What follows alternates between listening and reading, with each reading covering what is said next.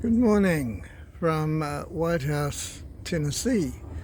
As we near the end of our sojourn here in Tennessee, 4 more days still to go. Mum's in the glasshouse there, cleaning up a little bit for Richard. So I just came and sat back down here beside the barbecue under the table here, which still hasn't been organised from the roof that went up. Richard got a new roof put on the back of his deck. So I was just sitting here and having a glass of water, ice water, and I spotted on the ground here one saw, a ripsaw. Now this brought back a few memories. This ripsaw is exactly the same size that I was using one Saturday morning before I went to rugby to play for Mahino in the North Otago Junior Second competition. And it was my job on Saturday morning to chop up some wood for the week's fire. Dad said, before you go to rugby, saw up some wood. So look at the teeth on here. Rather a large ripsaw, but this has got a handle on the end. Mine didn't have a handle. So I was cutting up wood with this ripsaw, and I'll show you the result of what happened the ripsaw ripped out, had a knot, ripped out, came out of the wood and ripped my hand. And I still have the scar, see that there, between the first and second knuckle.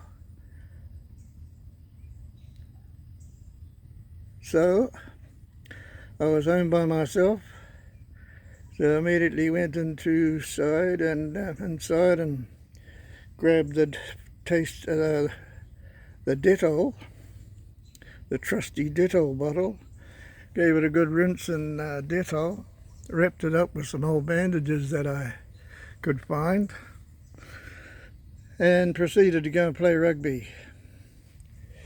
And the Zambuk halfway through the game saw my hand and asked what the blood was, and I said, oh, it's okay, it's just a bit of blood. I said, I had a little accident at home this morning, but it should be all right. And he says, well, you shouldn't be playing. Off you get. So I waited till Monday to go to the doctor in Palmerston, Dr. Harper, and he said you should have had 3 or 4 stitches in there, boy. And I said, well, do you think I'll still be able to play rugby against Otago Boys High School on Wednesday? And he said, I doubt it very much. So he wrapped it up anyway, and I went to pay him the 2 and 6pence at the time fees. He said, I'll put it in your pocket and go buy a packet of smokes, boy. Yeah, okay.